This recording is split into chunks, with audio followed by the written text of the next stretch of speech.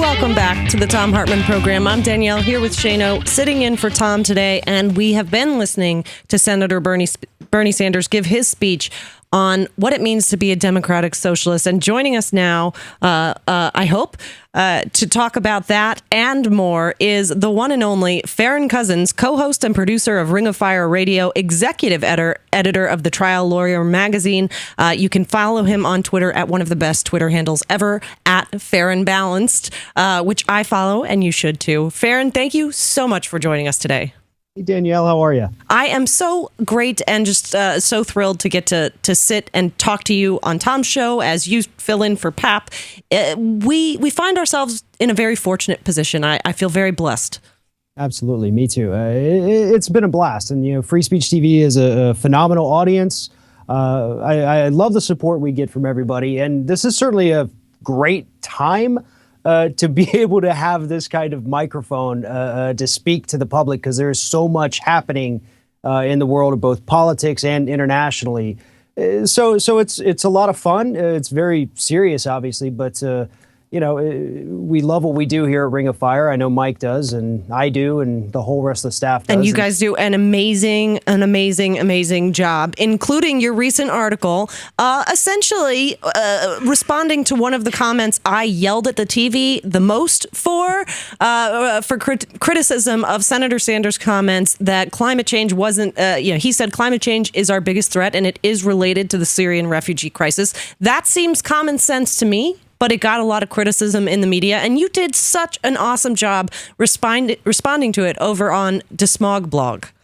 Well, thank you. And, this is something he has actually said now in both the debates. In the very first one, when the entire field, back when we had more than 3 people running on the Democratic side, they said, what do you think is the biggest threat? Everybody said international terrorism, except for Bernie Sanders, who said it's climate change. And then again, even after the attacks in Paris, he said it again, because it's still true. I mean, with everything that is happening right now in the Middle East, specifically with ISIS, the roots of that can be traced back to the effects of climate change in the Middle East. More specifically, the ongoing droughts that are happening right now that are driving farmers essentially out of their way of life. They're pushing them from the farmlands into already overcrowded cities where they have no way to make a living. And ISIS comes in, much like Al-Qaeda did in the earlier 2000s,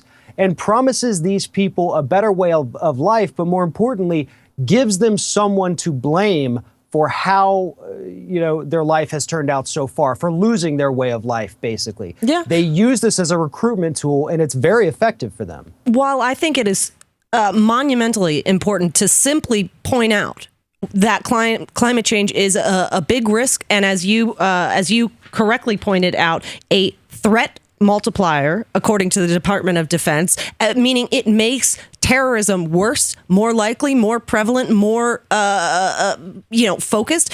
This is also a direct response to those who say, oh, well, Syrian men shouldn't be fleeing their country. They should stand and fight. Fight with whom? For what? A country that is mired in drought, in famine because of the ongoing climate crisis there. And to fight who? Assad or ISIS?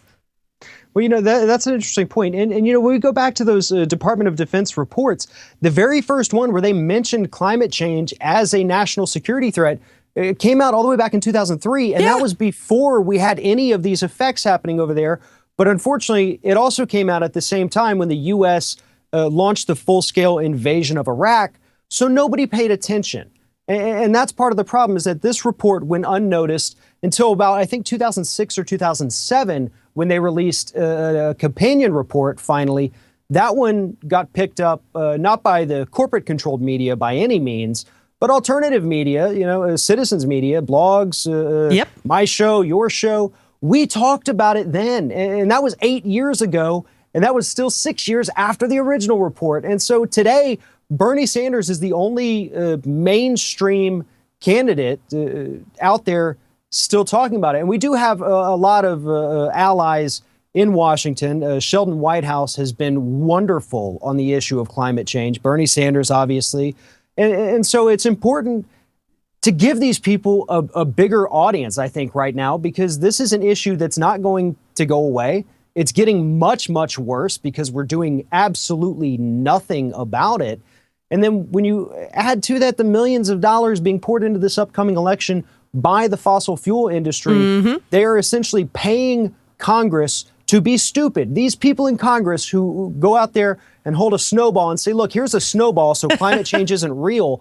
They're being paid to be stupid. Yep. They're paid to intentionally say these stupid things that, I mean, no rational human being can look at these reports and say this is flawed. It's a stupid, irrelevant argument because it doesn't matter whether you believe climate change is man-made or not man-made or has anything to do with fossil fuels. It doesn't mean that the drought in Syria didn't happen. It doesn't mean that the drought in California is suddenly going to disappear. So we can spend all the time in the world debating about what caused the situation, but there's no debate on whether or not we still have to deal with it. I think John Oliver did it best when he brought out the 97 scientists. Yeah. That was such a great episode. Because we're talking about a 97%, actually it's a little over 97% consensus among scientific peer-reviewed papers. And we can trace back almost every single one of those papers, the 3% that say it's not happening, we can trace back almost every single one to funding from some sort of fossil fuel, climate change denying group. I mean, that's what the part of the work we do at DeSmog Blog is we're trying to counter the PR pollution from the industry. And there is so much of it. It's tons. Yeah, that is a full-time job and then some just for that right there. Farron Cousins, do you want to stick around and share your thoughts on Senator Sanders' recent speech? Absolutely. Okay, great. Farron Cousins is going to stick around with us, and maybe we can even convince him to take a call with us. Co-host and producer of the Ring of Fire Radio, executive editor of Trial Lawyer Magazine. You can check out his article that we're discussing over at dsmogblog.com. We'll be back. To watch more clips from our programs, hit the Watch More Videos button over here. And please be sure to hit the handy-dandy subscribe button so you'll always be up to date. Tag, you're it.